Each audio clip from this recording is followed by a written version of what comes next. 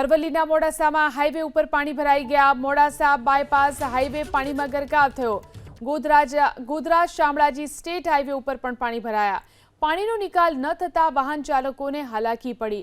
આસપાસ હોસ્પિટલ હોવાથી દર્દીઓ અને પરિવારજનો પરેશાન થયા।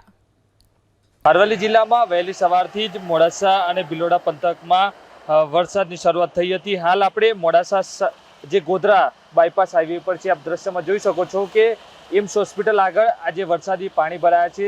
દર વર્ષની જેમ આ વર્ષે પણ જે હાઈવે ઉપર જે પાણી ભરાતા વાહન ચાલકોમાં મુશ્કેલ મુકાયા છે। અહીં એમ્સ હોસ્પિટલ જવાનો રસ્તો છે, તેમજ મોડાસાથી જે ગોધરા જવાનો જે સ્ટેટ હાઈવે છે તે પણ હાઈવેથી હજારો જે વાહન ચાલકો પસાર થતા હોય છે, પણ હાલ જે પાણી ભરાતા વાહન ચાલકો પણ મુશ્કેલીમાં મુકાયા છે।